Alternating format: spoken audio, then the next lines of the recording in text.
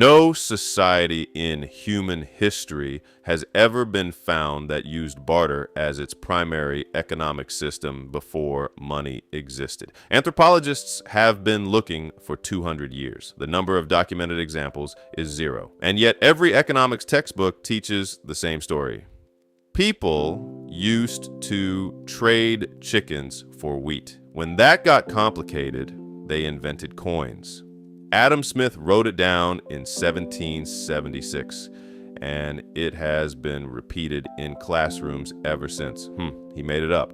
No archaeological evidence, no anthropological record. Not a single society without money built around barter has ever been excavated, documented, or observed anywhere on Earth. And once you know that, a much stranger and more interesting question opens up. If barter was not first, what was? And what did the world actually look like before money existed?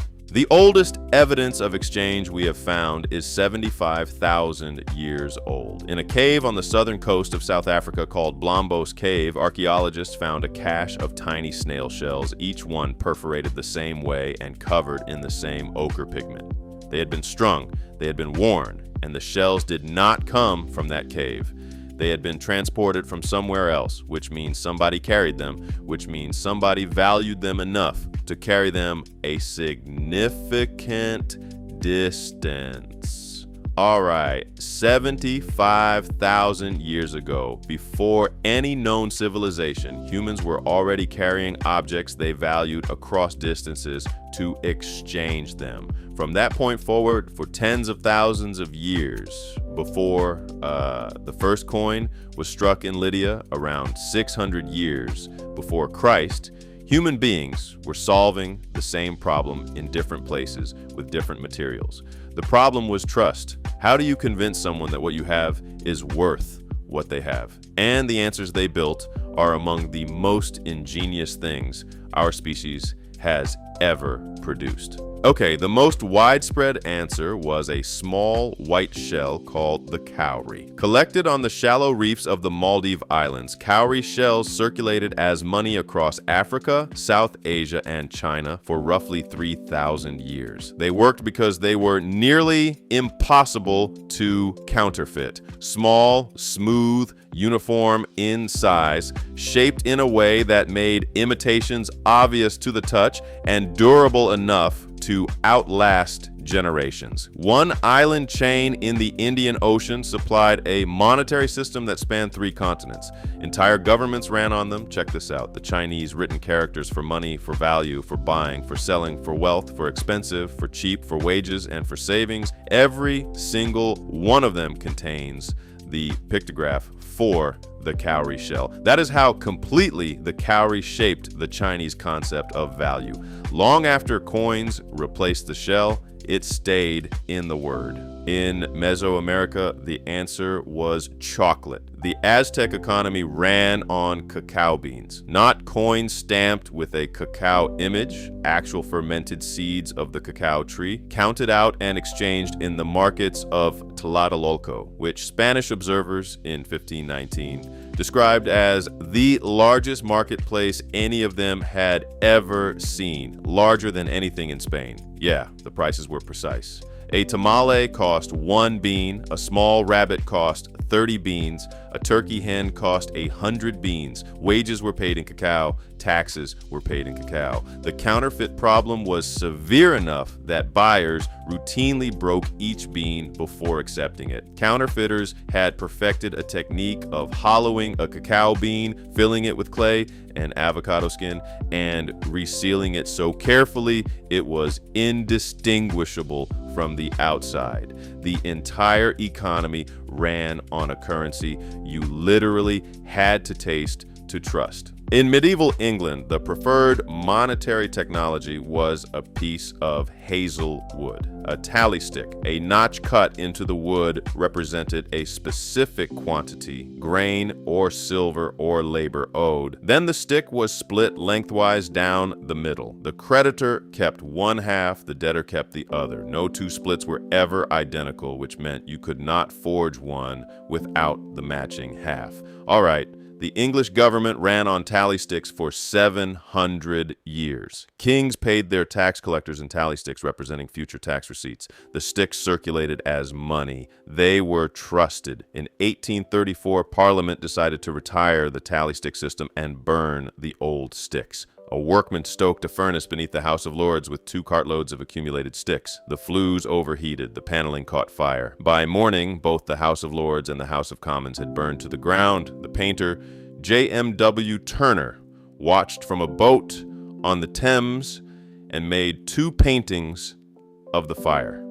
The monetary technology of 700 years destroyed the building of its replacement on the way out the door. All of those objects, cowrie shells, cacao beans, tally sticks, cattle counted as wealth, copper ingots traded by weight, were each a different civilization's answer to the same engineering problem. And none of them were what came first. The most sophisticated economy ever discovered before coins did not run on objects at all. It ran on credit. In the ancient Assyrian merchant city of Kanesh in what is now Turkey, archaeologists have excavated over 22,000 clay tablets. They date to around 1900 years before Christ. What they document is a fully functioning commercial economy operating across hundreds of miles of trade routes with no coins, no standardized commodity that everyone used as money, and no central authority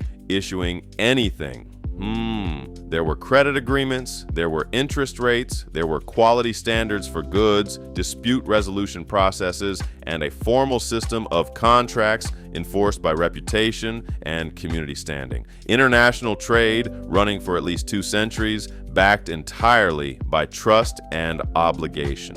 One tablet in that archive is the oldest surviving customer complaint in recorded history. A merchant named Nanny received a shipment of copper from a dealer named Aya Nasir that was not the grade he had paid for. He wrote a letter. Historians describe it as scathing. He threatened to end the business relationship permanently. That's crazy. 4,000 years before the first coin, before paper money, before anything we would recognize as a financial system, somebody was writing a 1-star review. Okay, but the single clearest illustration of what money actually is, stripped down to its essential structure, comes from an island in the Pacific called Yap. The currency of Yap was limestone discs called rye. Some of them were 12 feet across and weighed 4 tons. They were quarried on the island of Palau, 250 miles away, and transported by raft across open ocean at extraordinary effort, and sometimes at the cost of human lives. The difficulty of acquiring them was the point. The harder they were to get, the more they were worth. The stones did not move when ownership transferred. The whole island simply agreed who owned which stone, and that knowledge lived in the community's collective memory.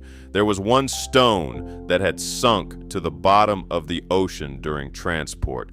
Generations later, no one alive had seen it. It was still valid currency. That's crazy, right? Ownership could be transferred on a stone sitting on the ocean floor, unseen and untouchable, because the community maintained the record of ownership in shared memory. The stone did not need to exist anywhere that anyone could reach. It needed to exist in the community's agreement, and that agreement was the currency. Now think about the dollar in your wallet. The Federal Reserve does not hold a dollar's worth of gold for every dollar in circulation. The dollar works because enough people agree that it works. Now think about Bitcoin, which has no physical form at all. It is a record on a distributed ledger maintained across thousands of computers. The Yapes worked this out before recorded history. They did it with a stone at the bottom of the sea. What existed before money was not a primitive struggle of trading chickens for wheat that eventually got organized into coins. What existed before money was the same thing that exists inside money today, a shared agreement that something has value backed by community trust, maintained through collective memory, and enforced through social obligation. Yeah. the objects changed, from cowrie shells to cacao beans to tally sticks to coins to paper to a number on a screen, but the structure underneath did not change. Money has always been a record of who owes what to whom, and the only thing that makes any record valid is the community that agrees to honor it. Adam Smith thought barter came first because barter is what exchange looks like when the social agreement breaks down. When institutions fail, when currencies collapse, when strangers cannot trust each other, people fall back to direct exchange. Smith saw the fallback and mistook it for the foundation. The foundation was always trust. It was always the agreement.